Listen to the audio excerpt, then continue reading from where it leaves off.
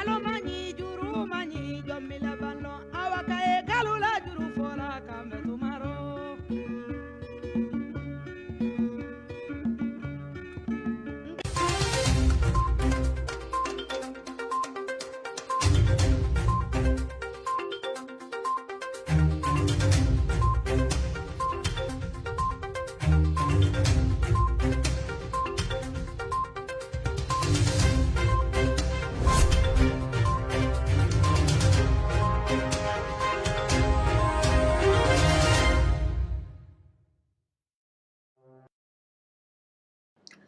Malien aw salamu alaikum an bɛ malien bɛɛ fo ka bɛɛ wale ɲuman dɔn nin wagati na Mali kɔnɔ ani Mali kɔ ka malien aw sigiyɔrɔ yɔrɔ nin wagati na ka se ka ouverture media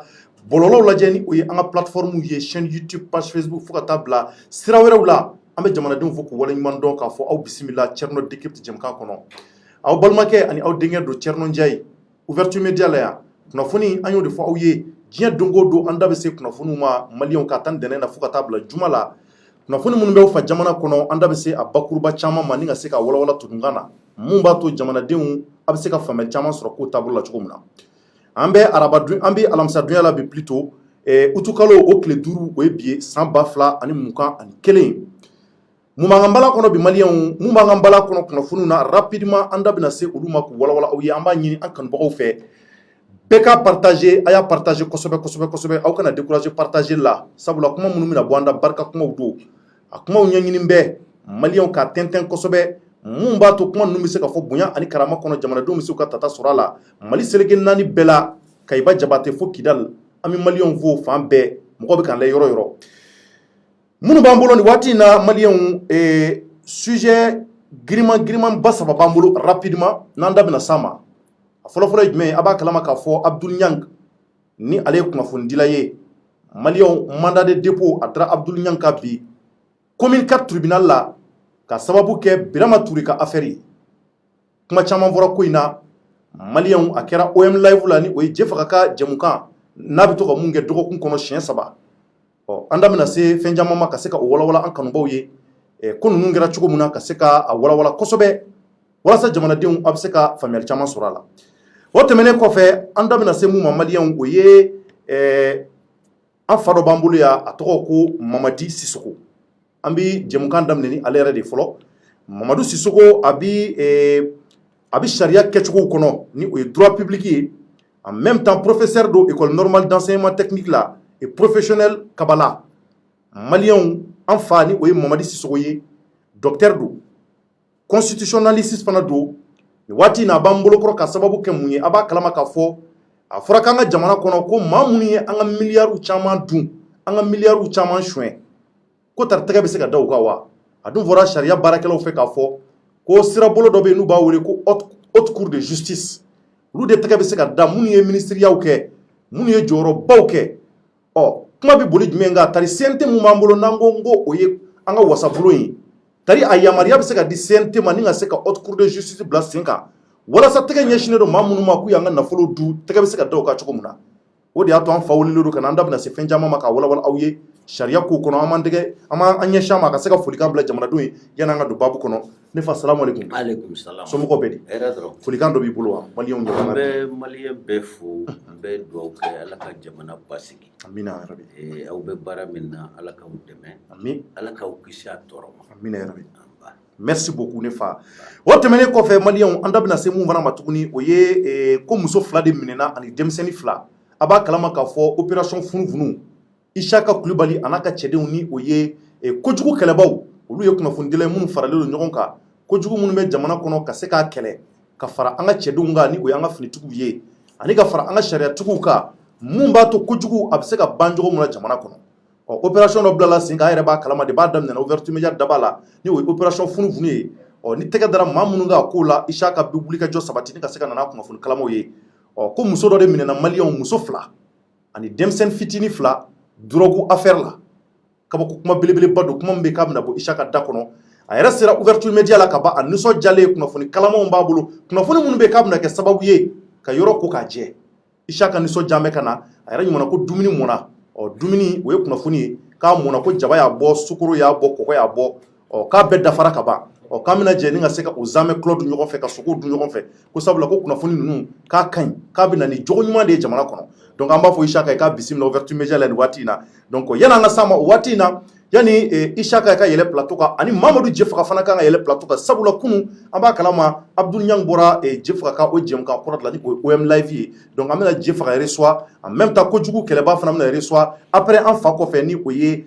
docteur ye Mamadi Sisoko ye donc alajɔ bɛ n kɛrɛfɛ yan ni ale ye Abdoulaye Kulibali ni ale de bɛna jɛ ni ka se ka kɔrɔfɔw tɛnkun an fala ɲɔgɔn fɛ alajɔ tari basi t'i la Abdramane Kulibali a bɛɛ ye kelen ye o Abdramane ni a bɛɛ tɛ kelen ye wa o tɛ kelen ye d'accord ok merci Thierno n b'i fo ka an lajɛbaga bɛɛ fo ka an ka ɲɛmɔgɔyaso fo kɛrɛnkɛrɛnnenya la Mangara ani Buba k'a ɲini maliyɛnw fɛ Mali kɔnɔ ani Mali kɔ kan u ka se ka émission ninnu partager parce que an tɛ segin an tɛ ɲinɛ mɔgɔ caman ko k'a fɔ ko Ouverture Media y'u ka source d'information ye kosɛbɛ caman b'a fɔ partage de b'a to a bɛ se ka se mɔgɔ caman ma walasa olu fana ka bɔ kunnafoniyaw kalama Thierno. Merci beaucoup Alajon yanni an ka don rapidement kumaw kɔnɔ an bɛ foli lase an ka sponsor ma k'u waleɲuman dɔn an bɛ foli lase Savon Dima ma Savon Dima olu nanen don an ka jɛmukan jukɔrɔma tonton ni o ye Thierno Decrypte ye an bɛ foli bila Savon Dima sanbaw ye k'u fo k'u waleɲuman dɔn hali bi a ye danaya da Thierno kan a ye taa safunɛ in san a k'a ko a la kosɛbɛ safunɛ dagabana don Mali safunɛ don wa safunɛ ka ɲi kosɛbɛ a bɛ mɔgɔ yɛrɛ farikolo yɛrɛ taabolo la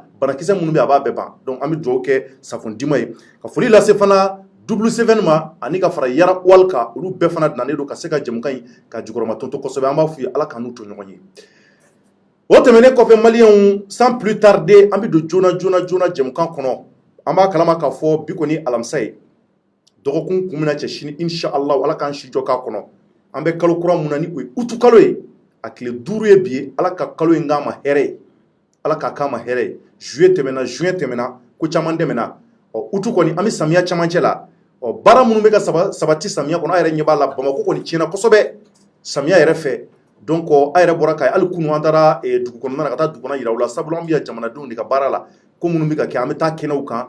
ka se ka bɔ a hakikaw kalama an taara kaburudon fana ni o ye Sotiba kaburudon yɛrɛ bɔra ka yen fana kun fan bɛ ji la kosɛbɛ donc an taara ka se ka alerte kɛ ka ɲɛsin an ka faamaw ma an ka nafolotigiw k'u hakili to kaburudon na an fana an baw bɛ ani an dɔgɔkɛw walasa an kana ɲina an dayɔrɔ laban kɔ date olu bolo nka anw kɔni ye courage sɔrɔ ka se ka taa yen yira yen fan bɛ ji la nka an bɔlen kɔfɛ maa caman ye wulikajɔ sabati k'u bɛna dɛmɛ lase kaburudenw ma kosɛbɛ donc an b'a fɔ Ala k'a kɛ hɛrɛ ye donc an bɛ samiya mun na Ala ka samiya in kɛ hɛrɛ ye an ma Ala kana kɛ bɔnɛ ye sabula ko tiɲɛni caman bɛ ka taa quartier caman na kalabankoorokaw y'an wele maliyɛnw mun fana ye ɲamakɔrɔ pɔntɔr di yɔrɔ ye a yɛrɛ y'an bɔra ye salon minnu ka sokɔnɔ fo ji caman donna ye donc ko ji ye tiɲɛni kɛ a yɔrɔ caman na fo ka taa bila Dadabugu ninnu na donc an b'a fɔ samiya in kɔni Ala k'a kɛ an bɛɛ ma hɛrɛ ye maliyɛnw donc an bɛ don sujet kɔnɔ an b'a daminɛ an fa la ni o ye docteur Mamadi Sisoko ye rapidement an bɛna ɲininka mun na a y'a lamɛn kosɛbɛ maliyɛnw c'est très important kunnafoni a bɛ maa kalan a bɛ bɔ ko caman kalama donc docteur i bisimila tuguni an bɛna baara daminɛ mun na o ye CNT bɛɛ b'a kalama k'a fɔ CNT a fɔlen don ko yen de anw ka wasabulon ye wasabulon bɛ sigi cogo mun na maliyɛnw b'a dɔn ka ban kala de bɛ taa fili mɔgɔw bɛ taa kala fili u ka ni ka mɔgɔ ye an hinɛ bɛ maa mun na an ka sigida kɔnɔ a bɛ se ka fura sɔrɔ an ka degun na nka an y'a ye komi kow gɛlɛyara IBK kɔni bɔra président la labɛnw de bɛ ka sabati sa walasa ka se ka président kura ɲini ka di maliyɛnw ma u y'a lajɛ ka yɔrɔ dɔ bila sen kan n'u b'a wele ko CNT maa ma kala fili ye sa nka u kɔni taara cogoya la cogoya min bɛ yen k'a kɛra jamanaden bɛɛ ɲɛna o maaw de bɛ CNT kɔnɔ nka wasadenw don u bɛ ka jamanadenw ka hakɛ k'a sankɔrɔta k'a défend maintenant kuma bɛ yɔrɔ jumɛn an y'a mɛn k'a fɔ ko justice wulilen don a diriko la k'u bɛ fɛ ka maa minnu y'an ka miliyariw suɲɛ u caman minɛ an y'o mɛn nka a dun fɔra kɔrɔfɔw la ko olu minɛ man di ten minnu ye ministeriyaw kɛ minnu ye premier ministeriyaw kɛ u tɛ se ka wele ten bɔgɔ jeninen kan tant que sirabolo dɔ bɛ yen n'u b'a wele ko haute cour de justice haute cour de justice o de bɛ se ka faama ninnu interpeller bon an dun y'a ye sisan o haute cour de justice o tɛ sen kan a yobo yabalen don donc tari est ce que CNT a fanga bɛ CNT la ka se ka haute cour de justice sigi sen kan walasa minnu y'an ka jamana nafolow kasabi u ka se ka wele wa. Bismillah i ka wele diyara n ye nin ye jamana jɔ kuma de ye donc nin tɛ kuma gɛlɛn ye k'a fɔ situation min don droit y'a prévoir CNT ye prévoir charte de la charte min n'a kɛlen bɛ ko constitution c'est-à-dire min y'an ka gafe belebeleba ye min bɛ jamana organisé et ko constitution charte y'o de o charte n'o adoptera CEDEAO fɛ o de y'a yira k'a fɔ organe saba de bɛ transition kɛ président de transition gouvernement de transition ani CNT CNT o ye organe législatif ye o kɔrɔ ye mun ye o de ka baara ye loi ta ye ka gafe ka min ka kan ka loi adopté et ko assemblée nationale b'a adopté cogo min o de b'o place la c'est à dire an ka sariyaw wala an ka sariyaw assemblée tun bɛ sariyaw ta cogo min charte in ko CNT de b'o sariyaw ta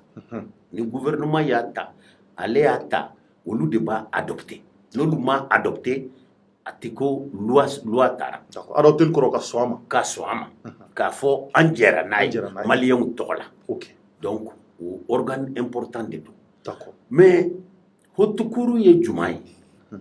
hotukuru fana ye constitution min tun bɛ yen yanni charte in ka na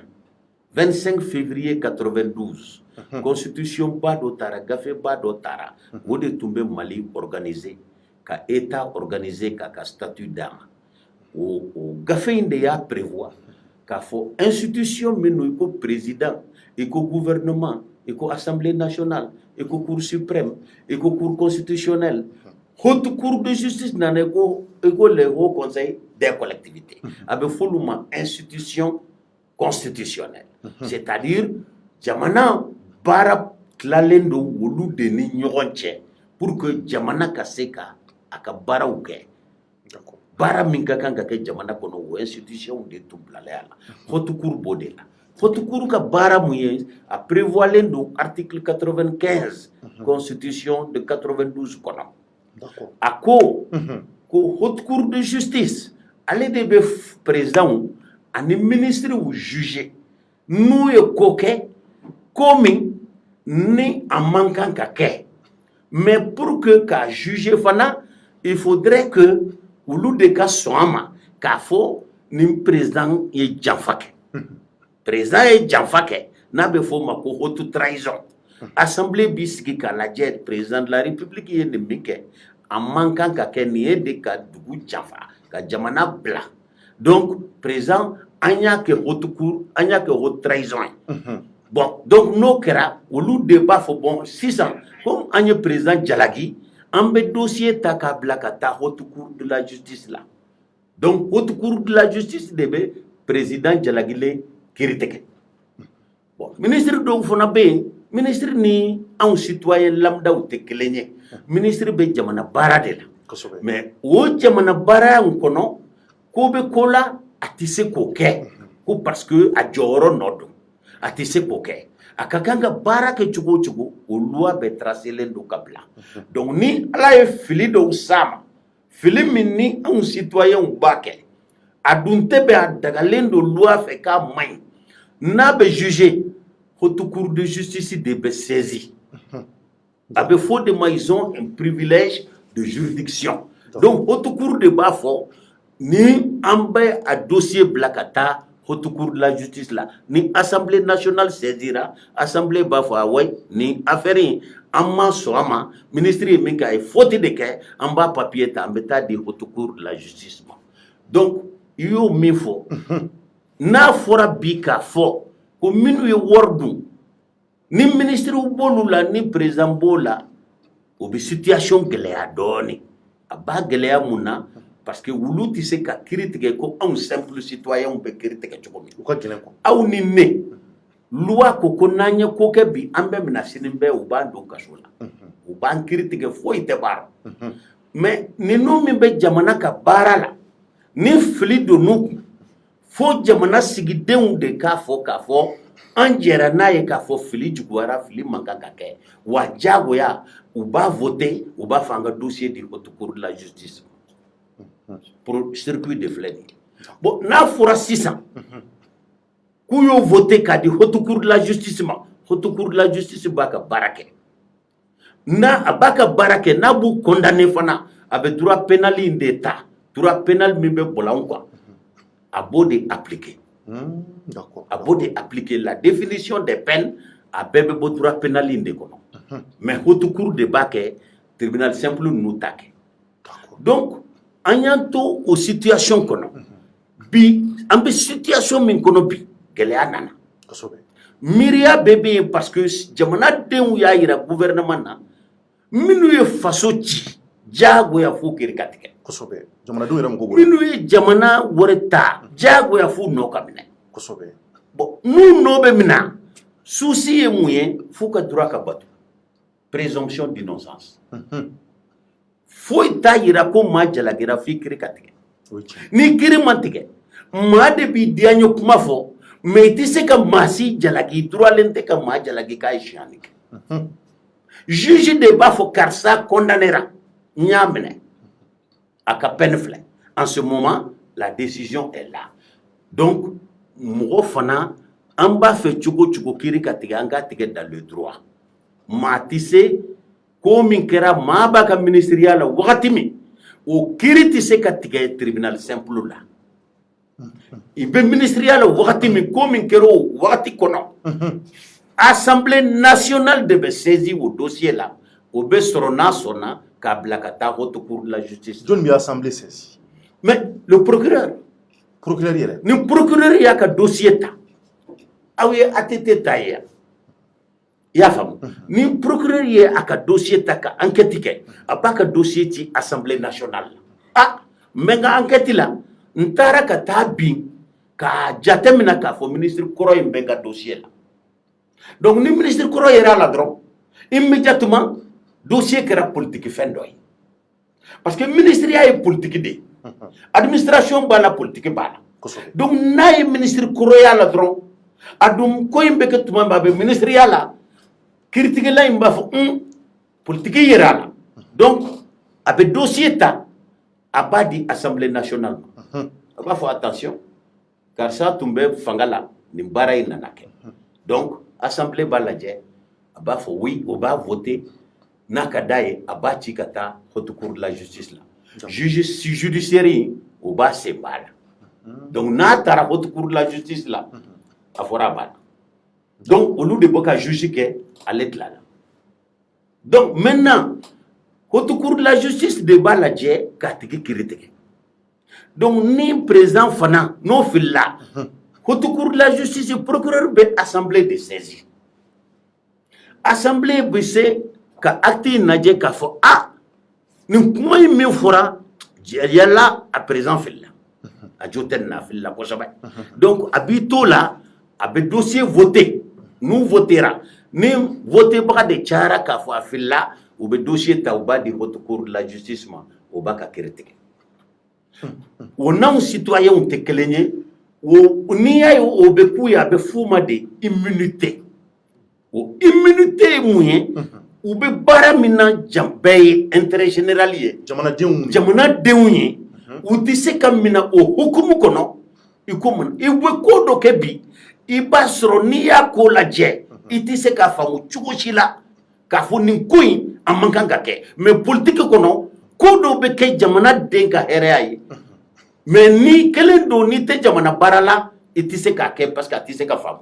mais ni be politique là e be ko do ke dondo politicien de be politicien famu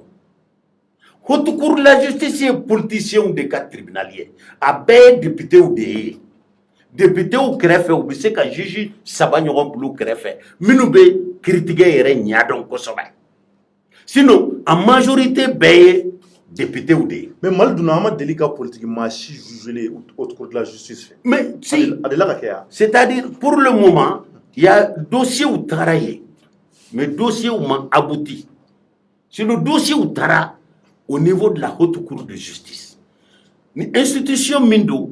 amena kasro hali mo minu kakanga nommé ka travailler ou m'a nommé. Mais là-bas il a anyaye a nomera. Mo nomera ou yo bara damina dossier ou taraduma ya famu mais amma ye folo ya fo chugumina ka fo haute cour de la justice mo condamné malila nan e may ne fana may bon na fora aujourd'hui gafe bay menna be fo ma constitution ou constitution de ye haute cour de la justice prévoit kakabara prévoit n'a fora bi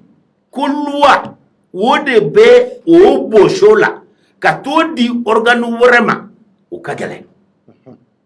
constitution minya basique o constitution il faut ko de bayelema no constitution yelemana ka ke kuraye o go yelema to abise ka fa kono ka fo bara min be ni na o bise ka takadi do worema jamana denw de tayu ka jamana ye min kadu ni ye u bo de kɛ mais ni jamana denw b'a fɛ ka u yɛrɛ kumakan bato u tɛ se ka CNT bila bi ko CNT ka haute cour ka baara kɛ parce que fo constitution in de ka yɛlɛma fɔlɔ. donc o b'a yira CNT tɛ se ka haute cour de la justice sigi. mais non CNT tɛ se ka haute cour ka baaraw bɔsi a la bi a tɛ se ka kɛ loi tɛ se k'o kɛ bi c'est pas parce que CNT tɛ se ka kɛ mais loi de bɛ na a kɛ. Or, loi tɛ se ka constitution sɔsɔ constitution bɛ loi bɛɛ sanfɛ donc ni constitution b'a fɛ ka yɛlɛmɛ constitution kura wɛrɛ de bɛ a kɔnɔla yɛlɛmɛ loi bɛ loi yɛlɛmɛ mais loi tɛ se ka constitution kɔnɔrɔfɛn yɛlɛmɛ k'o bɔsi o la ka t'o di dɔ wɛrɛ ma n'an m'a yɛrɛ kumakan bato o tɛ se ka kɛ. D'accord, vraiment merci beaucoup docteur Mamadi Sissoko Malien on mina kuma di Ala Jon fana ka ɲininkali tenku ani maa min ɲɔgɔnna rapidement a tɔgɔ de ko docteur Mamadi Sissoko il est docteur d'état en droit public professeur à l'école normale d'enseignement technique et professionnel de Kabala et puis en même temps constitutionnaliste do Malien abi an ka sariya bolo taabolo ale bolo le kɔnɔ n'an tilala an bɛna tila ka a yɛrɛ ka a bɛ sɔrɔ cogo min na maa minnu fɛn ka ɲininkali wɛrɛw tɛ ko a la an bɛna o bila donc bi ta bɛ ka boli an ka faamu est ce que maa minnu bɛ nin wagati in na anw ka jamana kɔnɔ u bɛna se ka n'a fɔra minisiri dɔ ye miliyariw suɲɛ miliyɔn caman suɲɛ u bɛna se k'u nɔ minɛ wa parce que an bɛɛ jigi b'a kan ko sariya kura de ka sɛnsɛn jamana kɔnɔ bon minnu dun b'an bolo an b'a dɔn cɛ gɛlɛnw don l'actuel ministre de la justice Choguel Kokala Maïga olu bɛɛ kumakanw kɛra k'a fɔ de ko justice de bɛna sigi Mali la minnu y'an ta ta k'u b'a fɔnɔ u bɛ minɛ u bɛ taa bɔgɔ jeni kan nka tari est ce que CNT bɛna se k'o baara yɛlɛma ɲininkali b'o yɔrɔ de la Ala Jɔn ne ye n ka ɲininkaliw tɛnku an fa la docteur la a bɔra ka mun fɔ hakili la maliyɛnw tulo b'an na bi e fana ka ɲininkali ye mun ye. ok tonton i ni su ɲininkali fila de bɛ ne bolo a fɔlɔ-fɔlɔ ye jumɛn ye ne bɛ fɛ k'a dɔn ni a ma ɲa charte tɛ se ka haute cour de la justice mɔgɔw ka baara bɔsi u la o b'a yira mɔgɔ minnu siégelen don haute cour de la justice la actuellement olu de ka kan ka to yen wa fo k'a fɔ ko fanga kura nana constitution ka yɛlɛma o ye ɲininkali fɔlɔ ye ɲininkali filanan bon fɔlɔ in jaabi tan bon fɔlɔ in mandat ko de don maa dɔw bɛ yen catégorie ka ca personnel simple bɛ haute cour de la justice la ani députéw talen don ka mandat d'u ma k'u bila ka taga yen mandat tɛ se ka bɔsi ten mandat ye wagati de ye n'a tigɛlen don k'a fɔ karisa a bɛ nin mandat kɔnɔ mais n'a fɔra i ka ɲɛ Manasa ni président IBK ta ye cogo min n'a nana ɲagami k'a fɔ jamana yɛrɛ bɛn dɛsɛra ka kɛ cogo dɔ la ni président y'i profiter ka décret ta k'u ka mandat lajɔ mandat tɛ se ka lajɔ mandat tɛ se ka jɔ fo maa min yɛrɛ n'a b'a baara la o yɛrɛ ka démissionner a ka sa ou bien a ka mandat ka ban donc n'i ko bi k'i b'olu bɔ yen nin condition na ta a ka gɛlɛn parce que mandat o ni nomeli tɛ kelen ye gansan mandat ye de i bɛ yan nin wagati kama donc mais personnel secrétaire ni fɛn minnu bɛ yen olu tɛ problème ye mais députéw de taara lasigidenw n'u bɛ assemblée la olu de taara donc jamana ka confiance b'u kan olu de taara ka bila yen donc n'i ko k'i b'olu bɔ yen mandat dun bɛ yen u ka statut de don loi de fana y'o sigi i y'a dɔn a ka gɛlɛn a ka gɛlɛn. ok du moment où an ye loi yɛrɛ violé parce que i b'a dɔn an ka sariya gafe b'a la ni o ye 92 yɛrɛ ta ye coup d'état o kɔnnen don yen nɔ ko crime juguba de don n'est-ce pas donc du moment où o violera est-ce que ni mɔgɔ ninnu fu sirilen olu ka baara dan na o tɛna kɛ o continuité ya d'une part ani n bɛna ɲininkali laban min kɛ est-ce que charte de la transition ale valeur min bɛ ale la loi organique de don wa ou bien valeur sugu jumɛn b'a la. bon n b'o simplifier maliyɛnw ye bi président minale anga droit binadi assemblée minana gouvernement boray président mais ibeka anga président ibeka coup d'état karatuma ibeka minana assemblée tira ibeka ere tato assemblée tira gouvernement ti donc moté tuguni même droit la kana parce que le garant de la constitution c'est le président il y en avait pas. Celui qui vote la loi, c'est l'Assemblée nationale. Celui qui exécute la loi, c'est le gouvernement. Donc, agité. Donc, qu'est-ce qui marche? Mumbe Sengan, c'est le droit communautaire de la CEDEAO. CEDEAO, droit de marcher. La conférence des chefs d'État. Et cette conférence des chefs d'État, n'a foma, ambe CEDEAO min kononanyo mae, na ere dono la librement, maman strikan douala. An ere de a ere senflanin takata douala. Kado tonna. Qu'a signé qu'a fait toin jagoya mimba qu'on a respecté donc au CEDEAO de tout mimba gérer au lieu de en gérer faut casser bima ou yo ka condition posée anya be respecté ou kokofo président civil kana ou président militaire à la retraite kana premier ministre civil kana anyo be respecté tout mamina ni bandaou nana donc bara wula. Mais deuxième coup d'état nana que tout mamina ni a bien en sanctionnera politiquement c'est parce que anga président Mimbe c'est un militaire en action. Donc ce qui fait que aujourd'hui c'est le droit communautaire qui nous gère. Bon, au droit communautaire me flait au chef d'état nous où ya ira ka fo charti ou sonama. Nous dungu sona chartima au be charti que loi de gafé de qui est consenti. B de Kakanka Charti est respecté. Parce que c'est déjà adopté par la conférence des chefs d'État. Donc, violation d'Oraï. Oui. La charte, c'est une, comme son nom l'indique, c'est une loi constitutionnelle. C'est comme parce que la charte a le même rôle que la constitution. La charte organise l'État, la charte assure le fonctionnement de l'État, la charte prévoit les droits fondamentaux, les libertés. Donc, chartier, apikwanga gafé badetou, bekakanga bonya, fondement juridique bala. Donc, nous, et fort, ça s'impose. Ouais.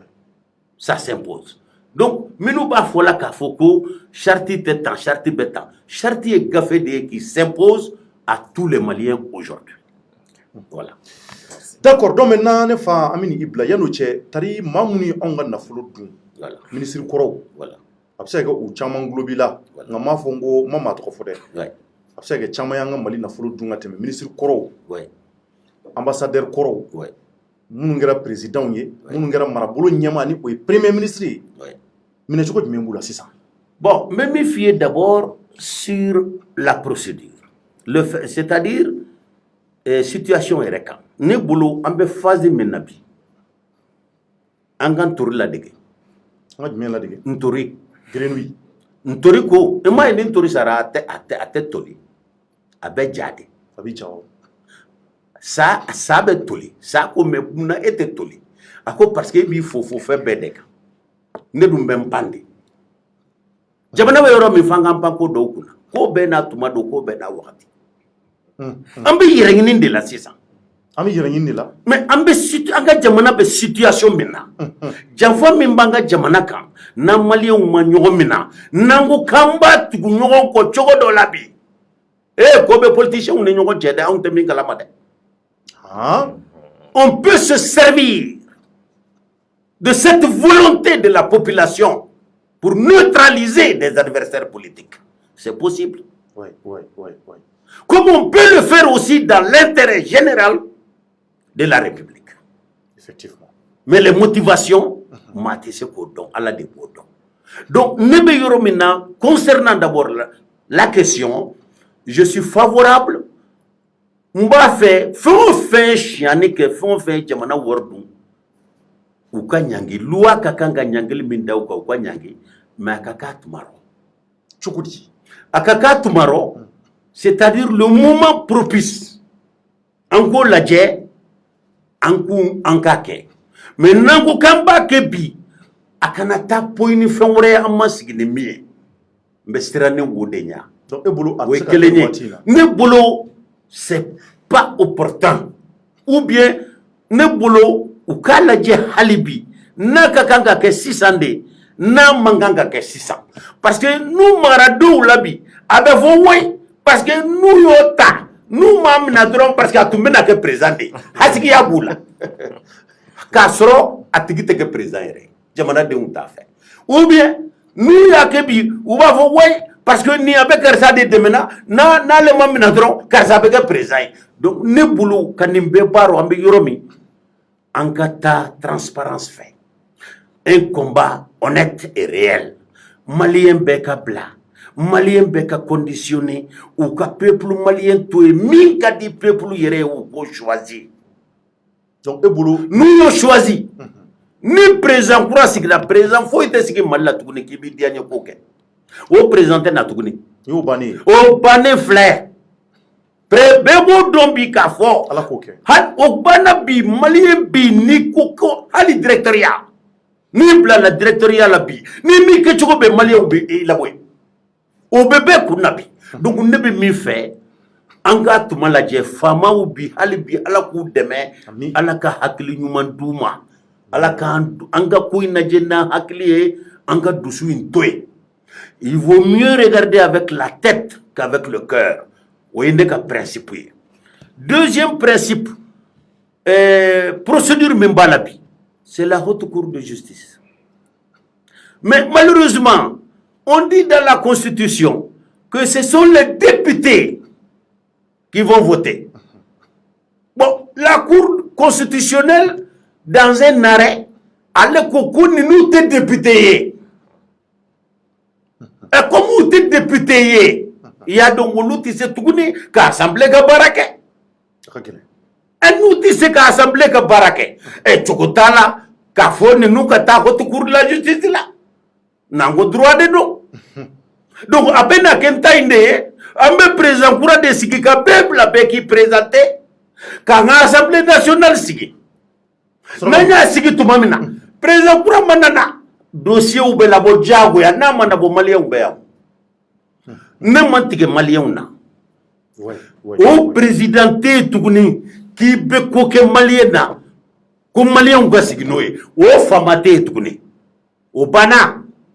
Donc, même si nous avons fait difficulté bala, ka ministre Koromina, difficulté bala, directeur d'Omina. Parce que le directeur d'Obi, allez Warta, mais Basro, Warta Ingono, à ka ministre bala. Le ministre d'Umbala, directeur devient complice. Donc, l'affaire est toujours politique. Pour que le ministre de dossier, au cas où déféré devant l'Assemblée nationale, il faut nécessairement qu'on ait des députés. Et députés, nous d'abord le voulons. Puisque le cour constitutionnel est arrêt là. À fois qu'on nous des députés, que ce sont des membres du CNT. Nous avons droit à donner. Hal ni be majalagi. Fanga droit imbatude. Parce que quel baby c'est le respect du droit. Un flot qu'elle est là. Donc, anticipé quand elle est comme un soso. Donc, on a boulot aujourd'hui, cette phase-là, on a nimbla. On a bla, provisoirement, on a boulot d'Adoussoukan, on a dje, on a malion demain, maoma, katakidal, kanabla fokai, sikasu, mopti, maoma, kokibiseka malibo ni nola kibeke présent, ou qui autorisé kananeka café, mka malien bla conditionna, ou yireka, ou ka président choisi mi kadou nié non sera kake président Kourey abata yorobi dans un délai de 3 mois société civile ou be Mali labi na mani dossier la wuli société civile ou be wuli tuguni ni ala manjangale tete 3 mois merci beaucoup mon père abi foki wala nyimado vraiment ni jara anyi kosobe mais mo bi so chogodi mamu mo bi la o bi so chogodi ka seka question wera ou tenkula numéro de bolo. Bon, nebe au 73, 74, 76, 86. 86. Oui. Oui, parce que net WhatsApp ni Facebook na jamana ne ma fari. Au quoi ni technologie a avantage ou kacha nga atoro yoro fonaka bonko juko. Ah, wode atu on Sénégal deunde. An sentolu la nega téléphone ye wakalen ke me flati wode benako donc numéro kelen ni de bɛ ne kun wala ni min bɛ ɲini n'i y'o wele o la an b'i labɛn ala baraka folikan laban jumɛn b'i bolo ne bɛ dugawu de kɛ hali bi ala ka hakili ɲuman di maliyɛnw ma n bɛ dugawu de kɛ hali bi faamaw ala ka k'u bilasirabaga ye n bɛ dugawu de kɛ hali bi faama n'u ka baara kɛ davantage u kunkolo la u ka kɛre in to yen n bɛ dugawu de kɛ bi u ka essayer n'u ko k'u bɛ jamanadenw ka kuma bɛɛ jateminɛ u bɛ don fili kɔnɔ u ka essayer u ka condition bɛ créer pour que maa b'a fɛ k'i présenter et k'i présenter foyi tɛ se ka kɛ n'an m'an ka député kuraw ni président sɔrɔ donc o kunkolo b'olu de bolo ala ka k'u dɛmɛbaga ye ala ka k'u suturabaga ye ala ka k'u kisibaga ye ni donna min jigiro kuma ka gɛlɛn o ka yafa ma merci beaucoup docteur Mamadi Sissoko malien ale docteur ye droit la ni an ka charia ko ye d'état et docteur d'état en droit public en même temps professeur de ni école karamɔgɔ ye l'école normale d'enseignement technique et professionnel kabala kɔnɔ ni o ye kalabankoro ɲɛfɛ donc constitutionnaliste fana do tuguni donc an b'an fa fo ka wale ɲuman dɔ k'a fɔ ala k'an to ɲɔgɔn ye malien an bɛna tila ka ɲɔgɔn ta sisan an bɛna don Abdul Niang malien ko mandat de dépôt dra en confrère ka ni ale fana ye kunnafoni dila Abdul Niang ka taa n'a ye MCA la ni o ye Bamako kasobonba ye vraiment donc ko in a gɛlɛyara nka Abdul Niang ni waati na a bi MCA la donc ko in kɛra cogo di en même temps mina kuma fana kojugu kɛlɛba a sera plateau kan ka ba ouverture média la yan ko tɛgɛ dara mun ye commissaire Tomoda n'a ka cɛdenw a ka adjoint u tɛgɛ dara muso fila ani denmisɛnnin fitinin dɔ ka drogue affaire la donc o ko fana o banna ka ban donc an bɛna don o de affaire la sa ka walawala aw ye dans quelques instants. Abana peu awo auga disukasi tajiko la bolimafɛn ko ta fan o fan o kɔni wa o bana peu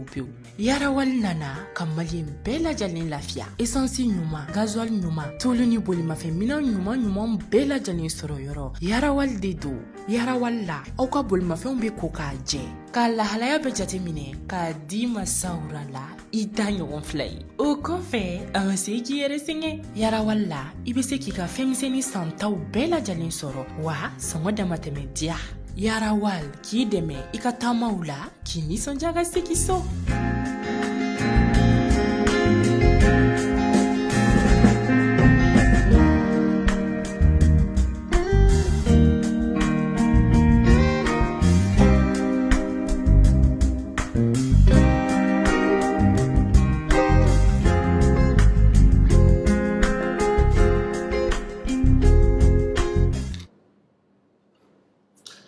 Voilà, Malien, on merci, on aw fo ka aw wale ɲuman dɔn an sigilen kana Thierno décrypte ka plateau sanfɛ ko Thierno ka a walawala ni waati na kunnafoni fila minnu b'an bolo an da bɛna se olu de ma sisan aw hakili b'a la Malien k'a ye k'a fɔ ni waati na Abdul Niang ale ye kunnafoni dila ye Malien sɔgɔmada in na mandat de dépôt a dara Abdul Niang ka commune 4 tribunal la ka sababu kɛ Birama Touré ka affaire ye a b'a kalama k'a fɔ Birama Touré ka affaire a ko a wulila k'u jɔ an ka sariya baarakɛlaw fɛ a bi kalo damadɔ bɔ nin waati in na an y'a ye k'a fɔ ko ninnu kɔnɔna na u ko u kɔni mandat d'arrêt sebila mun ye Karim Keita ale ye IBK den ni o ye Karim Keita ye a kɛra an ka wasabulon kɔnɔna na Salon si je ne me trompe pas donc fo ka taa se coup d'état waati ma donc a yira k'a fɔ Karim Keita o kuma fɔra o ye dugu minɛ an tilala ka n'a ye tuguni mun ye Musa Jawara ni ale sécurité d'état ɲɛmaa ye fana Malien ko mandat de dépôt de la sécurité d'état ɲɛmaa kɔrɔ kan ni o ye Musa Jawara ye mun ye maaw dabali ban kosɛbɛ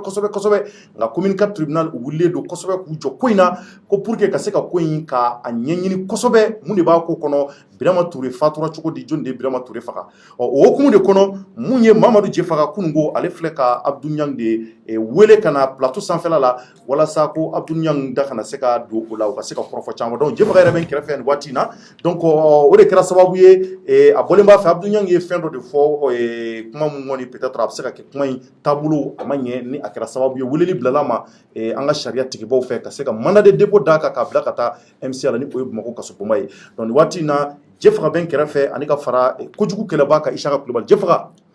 Jeff Jer tar baasi t'i la baasi foyi tɛ n na alhamdulilayi folikan jumɛn b'i bolo bisimila Corno me alla me baga bela jelen fo mo be kan lamini wagati na mali kono mali ko kan ga foli ba bela jelen ka foli krengrene ka nyeshi nkoroma ko ma ba no fe plateau la kosobe no ko jugu kele bay merci beaucoup ko jugu keleba Ishaka Kulibali ouais ka foli di bela jelen ma ka kɛ ni bela jelen ka waati ka foli di yɛrɛ ma Corno ka foli di na dɔgɔni ma n'o ye Jɛfaga ye ka fɔ ko vraiment ala ka ani saba bɛn min yarabi wa n'a ye fɛn fɔ min ma bɛn an bɛ yafa deli kɛ maaw fɛ ka fɔ an ye kunnafonidilaw ye kosobe awɔ an b'an ka baara de kɔnɔ o baara nin kɔnɔna la degun bɛ se ka sɔrɔ a kɔnɔ dɛ Corno se ka sira ma vraiment a mana k'a degun ye an bɛ ala deli k'a fɔ vraiment bɛɛ lajɛlen k'an dɛmɛ ala k'an yɛrɛ fana nɛngu fana sabati Amina yarabi minnu fɔ a ka kɛ faso jɔ kumaw ye merci beaucoup merci Ishaka Kulibali donc Maliens an b'a ɲini aw fɛ a y'a partager kosɛbɛ a bɛ se ka partager Dawuda kɛ a y'o partager kosɛbɛ an b'a ɲini an kanuba fɛ bɛɛ ka partager nin waati in na an lajɛlen don Mali seleke 4 bɛɛ la an bɛ jamanaden bɛɛ fo an ka togodala kɔnɔnaw la fo ka taa bila an ka duguba kɔnɔnaw la Maliens minnu bɛ nazara jamanaw la an bɛ aw fana fo ala ka tunga diya aw kelen kelenna fo ka taa bila an ka Afrique jamana wɛrɛw la donc nin waati in na an da bɛna se Abdou Niang ka dossier ma Jɛfaga Abdou Niang bɔra i ka plateau ka kunu maaw y'a kuma fɔ a kuma ye dugu minɛ sɔgɔmada in na bɔlen kɔfɛ plateau kan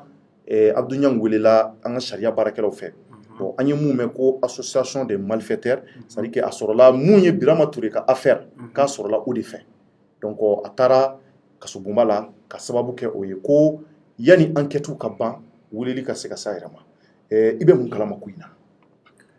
bon Corno i ye kuma dɔ fɔ n b'o kuma tilen fɔlɔ o ye min ye i ko an ye wulikajɔ sabati ka wele bila Abdou Niang ma ka na kuma Birama ka affaire kan d'abord n b'a f'i ɲɛna k'a fɔ ko an ma wele bila Abdou Niang ma bɛɛ b'a kalama k'a fɔ ko kabiri Birama affaire in daminɛra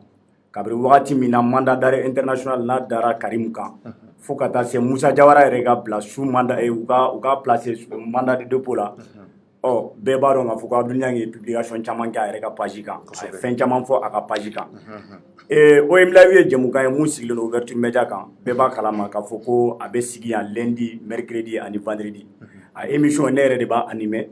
kuma dɔw la n yɛrɛ bɛ sigi n bɛ thème dɔw ɲini ka kuma a kan kuma dɔw fana la n bɛ maaw dɔw wele dɔw fana b'a laɲini fɛ k'a fɔ ko a ka d'u ye ka tɛmɛ plateau kan donc kunun kun ye mercredi ye jɛmukan ye a kun kan ka waleya Abdou Niang ye wele de bila an ma k'a fɔ ko a b'a fɛ ka passer Ouverture Media plateau kan d'accord c'est pas comme si voilà c'est pas comme si anw de wulila ka taga a ma ko a kana mais Abdou Niang de ye wele bila an ma k'a fɔ ko a ka d'a ye ka na an ka plateau kan ka na kuma maintenant comme bɛɛ b'a kalama k'a fɔ ko Ouverture Media plateau an y'o de fɔ an bɛ yan jɛmukan ninnu n'an b'a kɛ jamanadenw de tɔgɔ la wa an b'a kɛ an y'a fɔ ko Ouverture Media bɛ yan jamanaden bɛɛ lajɛlen de kama maa o maa n'i b'a fɛ ka fɛn dɔw fɔ ni kunnafoni dɔw b'i bolo k'a fɔ i bɛna ka n'a ɲɛfɔ Abdou Niang n'a sɔrɔla Fatila i ka kɛnɛ ni kuma bon Corno an bɛna ni kuma ye o maaw bɛ kɛra plateau kan maa minnu ka kɛnɛ o hakili ka ɲi parce que non il faut préciser voilà donc o kɛlen c'est-à-dire Abdou Niang y'an wele quand il a parlé de l'affaire Birama e b'a dɔn an yɛrɛ kumana Birama ka affaire kan mais an kun bolo k'a fɔ ko parce que bɛnkan tun ye min ye d'ailleurs mɔgɔ minnu bɛ ɲɛ émission in lamɛn ou bien ni minnu m'a lamɛn u bɛ se ka taa lamɛn tuguni émission tun dabɔra de k'a fɔ an bɛna kuma affaire Birama kan mais an tɛ don fond kɔnɔna la c'est-à-dire an bɛ kuma forme dɔrɔn de kan Karim weleli mun kɛra ka na mandat k'a fɔ ko Karim kana mandat d'arrêt international mun dara Karim kan ani Musa Jawara ka minɛli mun kɛra an tun bɛna ka na kuma o de kan mais i b'a dɔn affaire Birama filɛ nin ye comme bɛɛ b'a kalama affaire dɔ affaire min ni Abdou Niang yɛrɛ affaire in ta sɛbɛla kosɛbɛ a bɛ kuma kan kuma bɛɛ donc c'est un sujet qui l'intéresse et puis an ye kuma daminɛ kuma kɔnɔna la c'est-à-dire il a été passionné a ye kuma caman fɔ donc hali intervention kɔnɔna la pour que mɔgɔw k'a faamuya k'a fɔ ko ne ka laɲini tun tɛ a ka don dossier kɔnɔna la a ye kumaw dɔw yɛrɛ fɔ n y'a fɔ a ɲɛna ko Abdou Niang e bɛ ka nin min fɔ n'a preuve b'i bolo mun na i tɛ wuli ka jɔ sabati ka taa sariya tigilamaw fɛ ka taa d'u ma j'ai parlé de tout ça donc c'est pour dire que a dabɔkun kun tɛ k'a fɔ ko an bɛ don dossier fond kɔnɔna la mais an tun bɛ kuma dossier forme dɔrɔn de la mun fɔra c'est-à-dire que mun bɛɛ bɛ min kalama ani bɛɛ bɛ kunnafoni min dira bɛɛ ma an kun bɛna ka na an da mago de la mun de la mandat d'arrêt international dara Karim kan mun na a tɛ ka na n'a b'a dɔn k'a fɔ k'a noté fɛn na mun na a tɛ ka na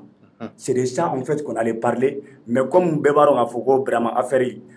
Abdou Niang yɛrɛ a ka kɔrɔfɔ la kabiri 2019 ale kɛlen don ka wulikajɔ sabati a kama et puis il faut que les gens comprennent quelque chose maa caman bɛ k'a fɔ ko wayi ko an ye Abdou Niang wele ka na piéger on l'a pas appelé pour venir pour lui piéger an m'a wele ka na piéger Abdou Niang de wele bila an ma k'a fɔ ko a b'a fɛ ka na an ka laɲini tɛ k'a fɔ ko mɔgɔ ka bɔ yan k'a fɔ ko a ka problème sɔrɔ an kama ça c'est pas notre c'est-à-dire que c'est pas notre souhait an ka laɲini tɛ o ye ale de wele kan bila an ma k'a fɔ ko a b'a fɛ ka na kuma an kan la preuve en est que mɔgɔw yɛrɛ bɛ se ka taga vérifier Abdou Niang yɛrɛ ka page kan a ye publication kɛ yen k'a sɔrɔ hali an ma publication kɛ k'a fɔ k'a ka kan ka na an ka plateau kan donc an ye confirmation d'a ma k'a fɔ ko problème t'a la i bɛ se ka na a yɛrɛ taara publier k'a sɔrɔ hali an yɛrɛ ma kuma a kan fɔlɔ donc mɔgɔw kana fɔ k'a fɔ ko bon ko peut-être an y'a wele ka na ka essayer ka a piéger ou bien ka fɛn dɔ k'a la non non c'est c'est-à-dire que o t'a voilà ka problème lase a ma ou bien fɛn dɔ o tɛ anw ka laɲini ye et Abdou Niang a nana kuma minnu fana fɔ à aucun moment ne m'a fɔ a ɲɛna k'a fɔ ko i bɛ ka kumakan minnu fɔ ko tiɲɛ de don n m'a ka kuma kelen tɛ yen n ye mun confirmer et ça je pense que c'est mon rôle aussi a nana a y'a ka kumaw fɔ au départ an tun émission yɛrɛ daminɛ la n y'a fɔ n ko l'affaire est en instruction donc ni affaire bɛ pendante la a man kan anw ka an da don a la a man kan an k'an da maga a la maintenant comme a ko k'a bɛna ka na kuma fɛn wɛrɛ de kan et n'a s'il a été remporté ou bien s'il a été emporté par la passion et n'a ye fɛn wɛrɛw fɔ donc olu c'est à dire que n'a y'a to a ka kuma kɔnɔna la ni sariya tigilamɔgɔw y'a ye k'a fɔ ko kumakan minnu n'a y'u fɔ ko o kɛra sababu ye c'est à dire que a donna olu gasi la donc o sariya mɔgɔw de ka yɔrɔ y'o ye mais ne ka yɔrɔ tɛ k'a fɔ ko ka Abdou Niang wele ka na k'a piéger an ka fɛn kan ou bien o tɛ o tɛmɛnen kɔfɛ sariya mɔgɔw s'ils se sont sentis visés k'a fɔ ko fɛn mun fɔra k'a fɔ ko kumakan minnu fɔra c'est vrai que Abdou Niang ye kumaw fɔ kuma minnu bɔra da a ma bɔ anw da mais a tɛmɛna ni anw de ka sira ye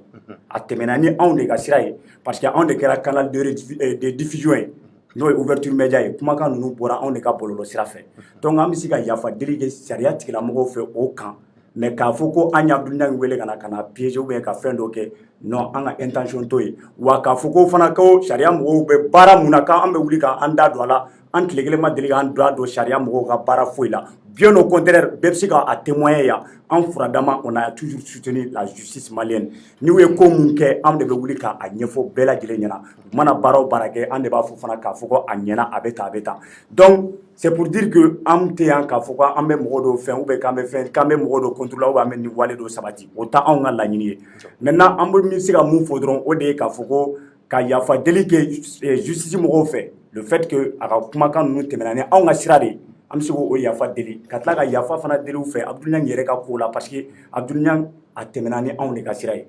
et wagati si la ne tɛ se ka abandonner surtout a nana ne de ka émission fana la donc ne bɛ dugawu de kɛ a bɛ nin ko mun na Ala k'a nɔgɔya vraiment amina yarabi an bɛ dugawu de kɛ Ala ka ko nɔgɔya nin waati in na ko kɔni vraiment a kɛra bi a kuma ye dugu minɛ i yɛrɛ y'a fɔ cogo min na déjà Abdou Niang yɛrɛ denmisɛnnin tɛ kuma minnu bɛ bɔ a da kɔni yarɔ e tɛ se k'a fɔ k'i b'a jagoya ka o bɔ a da parce que mɔgɔw ko k'a bɔra e de ka émission na directement ko ni kungo y'a sɔrɔ bon Abdou Niang bon c'est-à-dire il est intellectuel aussi il est journaliste a fana b'a dɔn a kan ka mun fɔ voilà n'i ye denmisɛnnin fitinin de wele ka n'a sigi ni o de ye kuma fɔ a bɛ fɔ k'i nɔ don a ma san 18 sɔrɔ fɔlɔ i nana bila kuma dɔw la ɔ maa mun bɛ yen a yɛrɛ bɛ kuma yɛrɛ ka page a yɛrɛ bɛ fɛn caman fɔ page voilà a bɛ fɛn caman fɔ et puis i yɛrɛ ko k'a ye weleli bila ni ka se ka na Abdou Niang yɛrɛ de ye weleli bila c'est pas comme si an taara a fɛ quoi c'est à dire a yɛrɛ de ye weleli minɛ a yɛrɛ de ye weleli kɛ k'a fɔ k'a b'a fɛ ka na an ka plateau kan bon ne y'o de fɔ an bɛ yan tout on est là pour tout le monde ni maa o maa y'an wele k'a fɔ k'i b'a fɛ ka na kuma an ka plateau kan an bɛ kuma sinon ne y'a fɔ j'ai été très clair kabiri émission daminɛ la n ko affaire mun ni Burama affaire de don n ko c'est une affaire en instruction an tɛ se k'a fɔ k'an bɛ don a kɔnɔna la parce que enquête dayɛlɛlen don mɔgɔw dɔw yɛrɛ mandat dar'u kan u bɛ ka commencer ka minɛ donc an tɛ se k'an da don o la parce que on peut pas se substituer à la justice voilà. D'accord. Donc maintenant kojugu kɛlɛba Isaka commentaire dɔ bɛ bolo a kan non bon commentaire t'an kan an bɛ min ɲini dɔrɔn k'a fɔ ko bɛɛ lajɛlen ka laɲini ye an ka kiiritigɛbagaw u ka kiiri tigɛ ka ɲɛ ko mana kɛ cogo o cogo la parce que ni kiiri ɲuman bɛ jamana kɔnɔ o de bɛ na ni basigi ye a bɛ na ni mɔgɔw ka hakɛ dilen u ma an kɔni ka baara kɛra tuma bɛɛ an b'u ka baara an b'a sinsin kosɛbɛ procureur de la république yɛrɛ n'o ye commune kati ye ne hakili la an ye kuma caman fɔ a kan a bɛ baara ɲɛnamanba minnu na an bɛ min kɔni ɲini a fɛ kunnafoni di kɔni kɔnɔna la filiw bɛ se ka don fɛnw kɔnɔna la comme on le dit chaque fois den bɛ bin a ta b'a bolo quoi donc a k'i hakili to yen yɔrɔw fana la k'a fɔ ko kunnafoni di fana siraw don nin juru bɛ bɛɛ lajɛlen na min bɛ sɛbɛnni kɛ o min bɛ kuma o min bɛ ka bɔ bɔlɔlɔ siraw kan o nin ko in a juru bɛ se ka bɛɛ sɔrɔ filiw kɔnɔna la an bɛ fɛ u ka yen yɔrɔ faamu sabula justice tɛ se ka taa kunnafonidilaw kɔ kunnafonidilaw tɛ se ka taa justice kɔ tuma dɔ la an mɔgɔw bɛ jɔ ɲɔgɔn na tuma dɔ la olu yɛrɛ mɔgɔw bɛ jɔ an na walasa ka ladilikan dɔw bɛ yen k'olu di population ma sinon juge la commune kati n'o ye Ibrahima Ture a bɛ baaraba la jamana in kɔnɔ bɛɛ lajɛlen dalen don a la k'a fɔ ko a bɛ ka ko caman kɛ minnu ka ɲi tiɲɛ na an ɲɛ bɛ olu bɛɛ lajɛlen na awɔ mais a k'a faamu fana k'a fɔ ko fili dɔw bɛ se ka don wala olu fili ninnu kɔnɔna la a essayer ka yafa don mɔgɔw ma an bɛ waati min na Mali in kɔnɔ degun ka ca kow ka ca jamana in yɛrɛ tɛ jamana normal ye fɔlɔ voilà donc ko dɔw bɛ yen an bɛ se k'olu sɔnsɔrɔ fɔlɔ d'accord voilà yani jamana yɛrɛ bɛ basigi vraiment kɔrɔ Isaka Kulibali ka kuma ɲɛna Jefa ka kuma ɲɛna dɔrɔn ni dɔ b'i bolo ka fara kan non bon je pense que voilà parce que an ye kɔrɔfɔ mais an kɔni an bɛ dugawu de kɛ dɔrɔn Ala ka ko nɔgɔya an bɛ dugawu kɛ vraiment Ala ka nɔgɔya hali bi Abdul Niang y'an confrère ye Abdul Niang Mali bɛɛ c'est à dire anw ni Mali bɛɛ ka di anw kɔni da kɔni an bɛ bɛɛ reçoit ni n y'a fɔ cogo min na kɔni i ka kɛnɛ i ni kunna foyi t'i kunkolo la et tu es intellectuel i bɛ jɔyɔrɔ dɔ fa jamana in kɔnɔ k'i bɛ fɛ ka kuma fɔ a bɛ tali kɛ jamana ko kan i bɛ na ouverture média la yan ye bɛɛ ta ye an di y'a ka kungo foyi dabiri maa si da la walahi an bɛ au contraire de ka se ka jamana yɛrɛ an fana kan ka contribution kɛ jamana taɲɛ kan ka se ka a lajɛ ka an ka sariya baarakɛlaw k'u dɛmɛ kosɛbɛ baara la en même temps ka an ka finitigilakaw fana dɛmɛ kosɛbɛ u ka baaraw taabolo la mɔgɔ mɔgɔ bɛ k'i da b'o la donc diyagoya kunnafoniw kɔnɔna na fɛn caman bɛ yen i da bɛ s'olu ma i b'olu fɔ a baara ma nɔgɔn donc an bɛ dugawu de kɛ nin waati in na Abdul Niang vraiment a kɔni kɛra ouverture média kan a ma diya n ye kosɛbɛ an ka laɲini kɔni kun ti a bɔlen OMD ka kuma in fɔra OMD ka ko ni kasara y'a sɔrɔ vraiment o kun t'an ka laɲini fiyewu o kun t'an ka laɲini faut que mɔgɔw k'o dɔn donc hali ni adamaden vraiment n'i y'o mɛn hali n'i y'a mɛn c'est à dire a b'i fari faga peut-être hali n'a kun y'a kɛ page wɛrɛ kan k'a ye degun sɔrɔ a la anw b'o faamu mais a ka kɛ anw yɛrɛ ka page kan a y'an miiri janya kosɛbɛ nka an bɛ dugawu de kɛ Ala ka seliji bɔ a ko kan Ala ka nin ko in Ala k'a tiɲɛ bange kosɛbɛ vraiment an bɛ dugawu kɛ Abdul Niang yɛrɛ nin waati na donc ni affaire in kɔni anw kɔni an y'a fɔ cogo min na an ka communiqué la wulada in na anw kɔni anw da bɔra la pewu an y'an da jɛngɛ ka taa Karini fɛ an dara n'an yɛrɛ ye donc an bɛ dugawu de kɛ sa ko in kɔni n'a ko puyira waati min na n'o ye Birama ko affaire ye ni mun bɛ se ka fɔ a la an b'o fɔ a la kɔrɔ tɛ anw kɔni farala Karini fɛ an b'a ko to tan fɔlɔ k'an sigi k'a lajɛ komi ko in a bɛ ka taa sira mun kan sariya baarakɛlaw ye u ka bereni gosi kosɛbɛ u y'a gosi ni bereni gosira bɛɛ b'i da de donc u ye bereni gosi bɛɛ b'i da de k'a lamɛn k'a ko bɛ taa sira mun kan bɛɛ b'a dɔn k'a fɔ sariya jamana a ma nɔgɔn c'est à dire que jamana yɛrɛ kɔnɔ n'i y'a ta k'a lajɛ fanga yɛrɛ c'est à dire le pouvoir judiciaire olu de ɲɔgɔn tɛ fiyewu hali pouvoir exécutif n'i ma ko ma ɲɛ n'i bɔra ministériya la san damadɔ olu de bɛ se k'i kɔrɔ ka na kɛrɛfɛ ka kumakanw f'i ye donc bɛɛ n'i ka hakɛ don jamana kɔnɔ bɛɛ n'i jɔyɔrɔ don jamana kɔnɔ wa bɛɛ n'i ka taasira don bɛɛ n'i ka droit de don i kɛra kunnafonidila o kɔrɔ tɛ ko i ka fɛn dɔw kɛ k'u dansa k'i yɛrɛ disiw gosi nka o kɔrɔ t'o ye donc an kɔni bɛ mun fɔ o ye Ala ka seliji bɔ a kan vraiment Abdul Niang est un confrère kunnafonidila don bon an bɛ dugawu kɛ Ala ka seliji bɔ a ko kan Ala ka seliji bɔ a ko kan hali bi et puis vraiment an bɛ se ka wulikajɔ fɛn fɛn kɛ a ko la inshallah an b'a kɛ an bɛ dugawu kɛ a ko la vraiment donc maliyɛnw ni an tilal'o la an bɛ taa sujet sabanan kɔnɔ rapidement an hakili la nin ko in kɔni nin a y'an bɛɛ fari faga bi parce que a ma vraiment a y'an tɔɔrɔ a ka kɛ an de ka page ka ta nin kuma in fɔ ta taara ta vraiment ça fait très mal donc n'an bɔr'o la an bɛ taa rapidement sujet sabanan na joona maliyɛnw ni o ye muso fila ani denmisɛnnin fitinin fila tɛgɛ de dar'olu kan ko sabula k'u bɛ ka drogue de feere drogue donc opération funufunu a yɛrɛ b'a kalama k'a fɔ opération funufunu wulilen don a diliko la ni u ye le commissaire l'imperturbable commissaire Tomoda i y'a ye donc cɛgɛlɛnw bɛ jamana in kɔnɔ dɛ Ture kɔfɛ ale fana de bɛ yen Ture kɔfɛ ale bɛ yen juge ŋanaw bɛ yen commissaire ŋanaw bɛ yen i kana ɲinɛ fana procureur de la commune 2 fana procureur de la commune 2 parce que n'i y'a ye ninnu ka baara bɛ diya u bolo c'est que ale fana de bɛ a ko kɛ k'a ɲɛ n'i ma fili ale tɔgɔ tɛ Konate de ye awɔ Konate don voilà an bɛ foli di a yɛrɛ ma kosɛbɛ an yɛrɛ ye tɔgɔ dɔ da la a tɛ si sabula ni kojugukɛla a tɛ sera ale ma ko non i tɛ si kɛnɛma k'a sɔrɔ i nɔ bɛ ko dɔw la kosɛbɛ vraiment i ko k'an bɛ don sujet in kɔnɔna la an bɛ don a kɔnɔ sabula opération tourbillon n'o ye funufunu ye a b'a ka diliko la kɔrɔlen quoi a ma wuli dɛ mais hali bi a baaraw bɛ ka kɛ a sumaya n'a a teliya bɛɛ baaraw bɛ ka kɛ a sira kan walasa vraiment kojugu wale ninnu ni o bɛ tali kɛ ɲɛnaminifɛn ninnu tali kan o bɛ se ka dɔgɔya o de kɛra sababu ye cɔrɔnu ka criminalité fana k'o fana dɔgɔya kosɛbɛ bi Mali kɔnɔna la n'i y'a jateminɛ parce que i bɛ taa sɔrɔ mɔgɔ mɔgɔ n'a bɛ ninnu ko ninnu wale ninnu kɛ fo fɛn dɔ ka kɛ u kɔnɔ u t'u yɛrɛ ma u t'a kɛ u yɛrɛ ma n'i ye nin kɛlɛ a ma se hali i ka dɔ fara lakanaba kan a ma se i ka marifa sen kisɛ san k'a di lakanaba ma bilen i mana nin kɛlɛ dɔrɔn a bɛ komi k'i ye camanba bɔ criminalité la jusqu'à 60% parce que ɲɛnaminifɛn ninnu n'i m'a ta n'a a joli i golo la a tali ye kara ye n'i m'a sɔrɔ fana o fana ye kara ye n'u dun y'a ta fana u karalen don ka ko modèle bɛɛ kɛ o de hukumu kɔnɔna la opération funufunu depuis a wulila fo kana se bi ma baarabaw camanba kɛra commissariat du 3e arrondissement fɛ ayiwa mais baara ninnu sisan maa dɔw wulilen don i n'a fɔ an y'an da maga mɔgɔ laban min minɛna kɔsa in na ni o ye an yɛrɛ ka autorité ɲɛmaaba dɔw den ye n'o o bɛ tali kɛ Pagaye kan Pagaye ale nana fo yɔrɔw dilannen ka na k'a bɛ i sen don a la k'a bɛɛ tiɲɛ mais an tun tɛ fɛ an balakaw an musow an denmusow an balimamusow olu sen kun ka ye ɲɛnaminifɛn ninnu feereli la ani ɲɛnaminifɛn ninnu tali la mais cɔrɔnu hélas o de bɛ ka kɛ hélas o de bɛ ka kɛ sabula balimamusow an taara u sɔrɔ a kɔnɔ fo a mɔgɔ caman bi awɔ n hakili la Tumuda n'a ka cɛdenw n'o ye 3e arrondissement ye u bɛ ka bɔ ko caman kalama k'a fɔ ko drogue feerelaba ninnu tɛ yen mais u bɛ k'u remplacer ni musow u musow ani denmisɛnninw minnu yɛrɛ san 16 fo ka taa se san 18 ma drogue bɛ di olu de ma bi kojugu ka taa drogue feere donc opération funufunu a bɛ ka taa sira wɛrɛ kan o sira nin an kan k'an kɔlɔsi nin na kosɛbɛ parce que fɛn fɛn mana se musolakaw ma i k'a dɔn k'a fɔ k'o ye kojuguba ye an ye nin muso ye a bɛ drogue feere u b'a fɔ ma ko mɛrɛma i n'a fɔ mɛrɛma fɔlɔ u b'a fɔ ma ko mamɛr de mɔgɔw b'a fɔ mamɛr donc u y'a yɛlɛma k'a kɛ mɛrɛma ye mɛrɛma awɔ ko mɛrɛma c'est comme si que u ye maa jɛngɛ ka n'u voilà k'o bila donc u y'ale tɔgɔ kɛ mɛrɛma ye parce que drogue feere la tɔgɔ dɔw bɛ yen olu de bɛ da u la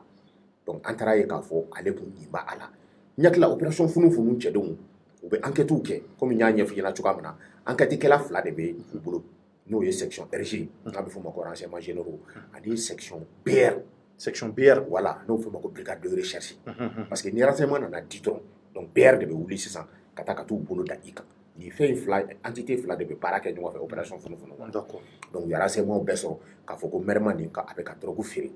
u taara bɔ a kalama fana k'a fɔ n'a bɛ drogue fana feere a kɛlen bɛ ka waliden fa tɛ min na ba tɛ min na n'olu ye orphelin denw ye o de maralen don a bolo a t'a yɛrɛ denw bila a la dɛ a b'o olu mɔgɔ 2 de ta k'o bila a la kelen u b'a fɔ ma ko si kelen u b'a fɔ ma ko tɔsi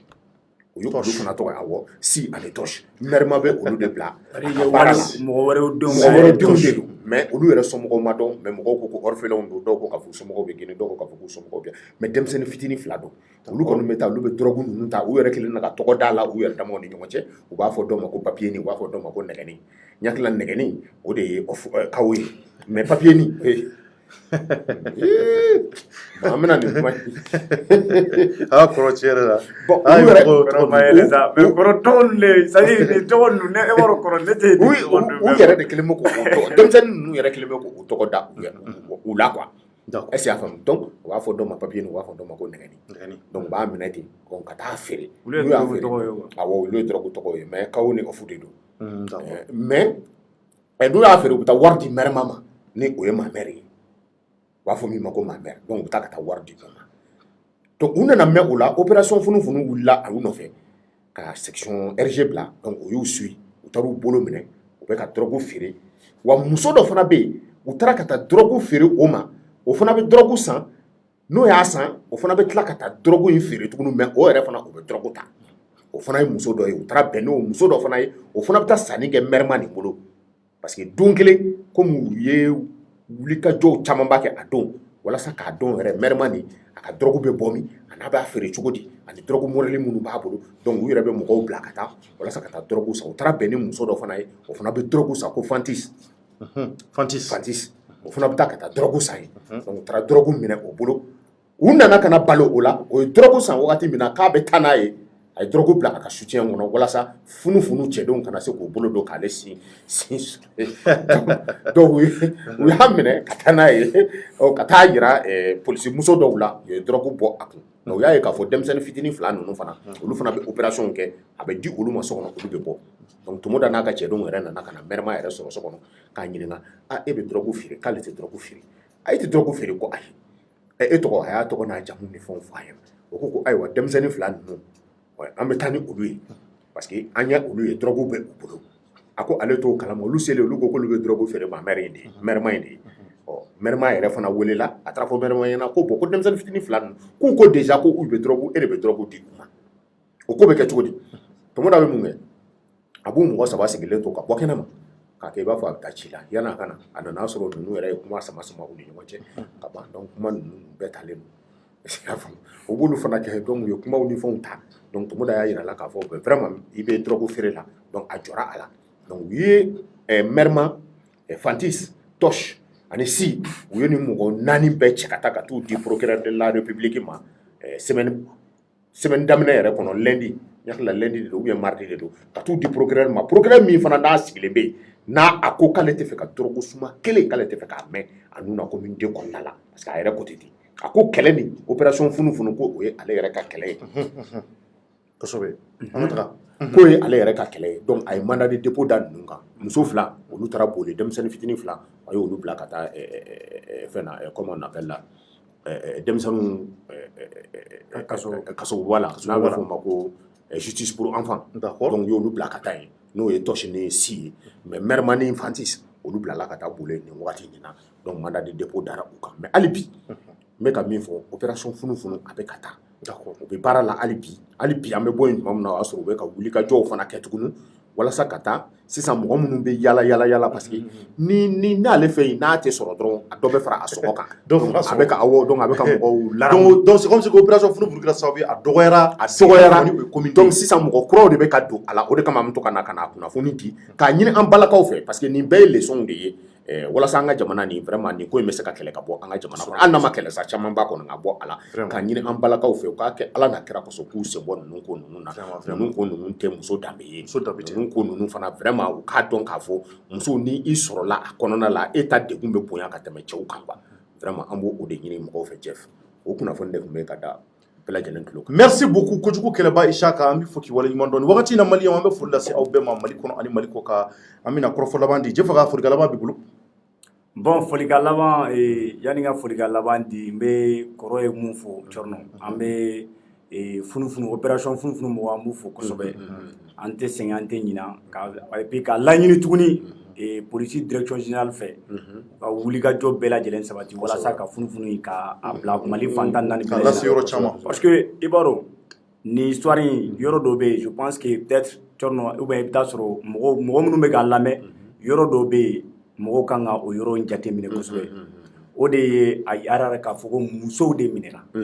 musow de minɛra drogue affaire la olu de minɛra drogue feere la donc an b'a dɔn k'a fɔ ko musoya ye fɛn min ye an ka société kɔnɔna la bɛɛ b'a dɔn k'a fɔ ko muso danbe tɛ nin wale ninnu ye mais n'i y'a ye k'a fɔ ko fo drogue feere warakatara fo ka taa se musow ma o b'a jira k'a fɔ ko vraiment c'est un phénomène vraiment c'est-à-dire an kan ka wulikajɔ sabati k'a combattre quoi parce que o b'a jira k'a fɔ ko a sera degré la degré mun ni a bonyana kosɛbɛ an dun n'an ma wulikajɔ sabati ka drogue kɛlɛ n'i y'anw yɛrɛ ka génération in ta k'a lajɛ bi kabako de don mɔgɔw c'est-à-dire n'i y'anw ta k'a lajɛ maa min bɛ mun tɛ drogue ta a ka dɔgɔn donc halisa k'a laɲini wulikajɔ bɛɛ lajɛlen ka sabati walasa ka se ka vraiment merci beaucoup Mamadou Jefa an b'i fɔ k'i waleɲuman dɔn maliyɛnw an bɛ foli lase aw bɛɛ kelen kelenna ma diɲɛ fantan ani 4 fɛ Mali kɔnɔ ani Mali kɔ kan ka yira aw la k'a fɔ a bɛ Cɔrɔnɔ d'équipe de kunnafoni sanfɛla la an bɛ foli lase kojugu kɛlɛba fana ma ala k'an to ɲɔgɔn ye mun ye kojugu kɛlɛba a groupe baarakɛla bɛɛ ye u bɛ kunnafoni ŋanaw fara ɲɔgɔn kan walasa ni ka se ka na ni u ye donc an bɛ jɛ ka a tarabaso ɲɔgɔn fɛ ka se ka a di jamanadenw ma en temps réel la donc Cɛrɔnɔ Jɛ ka foli bɛ se maliyɛn bɛɛ ma diɲɛ fantan ani 4 fɛ an b'an kanubaw fɔ ka u waleɲuman dɔn k'a fɔ hali bi ala k'an to ɲɔgɔn ye ouverture média la an bɛ yan kunnafoni di sababu la kunnafoni ɲɛnamaw kunnafoni minnu bɛ k'a bɛ se ka aw kalan a bɛ aw bɔ ko caman kalama maliyɛnw hali bi an bɛ dɔ fara cɛsiri kan a ko la an bɛ dugawu k'an ka jamana ye ala ka Mali taɲɛ ala k'an bɛn kelen ma ala ka sariya ɲuman hali bi ala k'a banban an ka jamana kɔnɔ ala ka jamana in k'an sago ye Merci à toutes et à tous. Au revoir.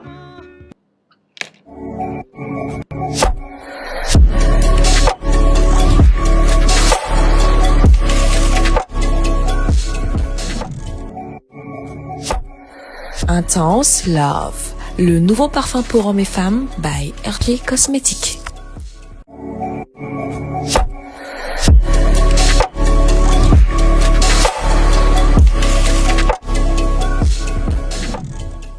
Pure Séduction, le nouveau parfum pour femmes.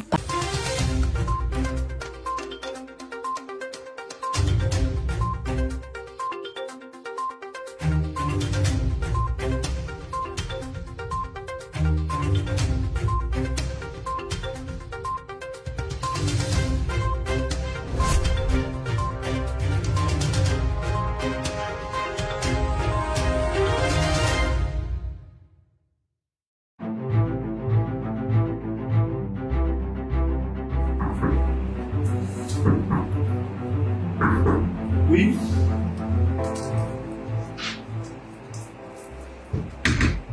Bonjour, Charles. Bonjour, madame. Monsieur Koulibaly. Ok, voilà. Monsieur Koulibaly. Ah, merci. Ah, je me rappelle, c'était pas chez toi. Ah, je me rappelle. Ah, ok. On a fait encore un qui m'a fait une kiri. On l'a mis ça. L'histoire de service. À la baraille de ce que la calana. Il y a la musique à part. Il y a ce qu'elle a tué. La scie, la formation qui est. Je ne sais pas.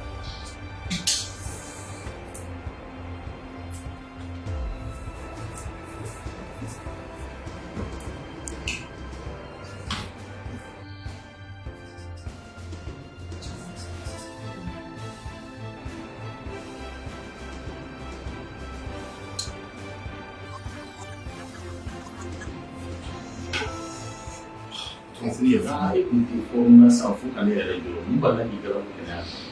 vous le savez.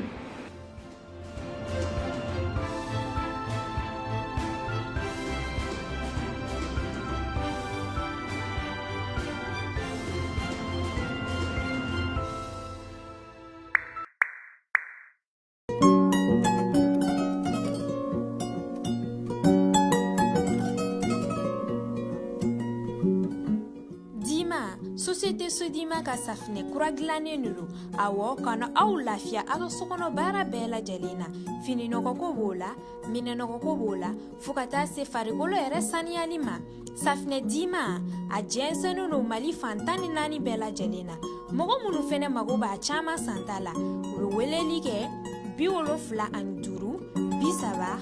30 fu ani 51 safinɛ dima safinɛw ka sanbala ɲɔ K'i sigi k'i kunjan a bɛ miiri ko fɔ nka miiri cɛba tɛ bɛɛ ye Magic Mega Store ale kɛra miiri cɛba dɔ ye ni ka se ka wulikajɔ dɔw sabati ka na ni Américains ka produit dagabanaw ye an ka jamana kɔnɔ Magic Mega Store olu ka wulikajɔ an'u ka cɛsiri u ye ka se ka Américains ka marchandise baw u ka produit ba minnu bɛ yen ni a ka ɲi adamadenya yɛrɛ taabolo ma ka olu lakana kosɛbɛ ni ka se ka donna ye an ka ban Maliba kɔnɔ Magic Mega Store u ka wulikajɔ n'u ka cɛsiri o ye Américains ka dun ka faw taasiraw la boisson b'o la biscuit b'o la fo ka taa bila an ka nafɛn dumuniw olu caman b'o la Magic Mega Store u ma da o kelen ma u tilala ka wulikajɔ sabati mun ye baganw ka dumunifɛnw ye sɛ b'o la wulu b'o la fo ka taa bila baganfɛn caman na ka na n'olu ka dumunifɛnw ye an ka jamana kɔnɔ Magic Mega Store ma da o kelen ma cɛnya yɛrɛ taabolo la an balimamusow ani Américains ka tugu dalabanaw ye tulu minnu bɛ k'a ka ɲi adamaden farikolo ma fo ka taa se Américains ka tele ɲumanba ninnu ma ani u ka meubles minnu bɛ k'an ka telew bɛ sigi u sanfɛ fo ka taa se fɛn wɛrɛw ma Américains u ka mɔniw ni u b'u wele nazarakan na ko Quaker Magic Mega Store u daga bɛ Bamako u ka nɛgɛjuru sira o ye 20 20 85 50 66 74 85 51 walima 66 64 85 52 Magic Mega Store i kɛra maliyɛn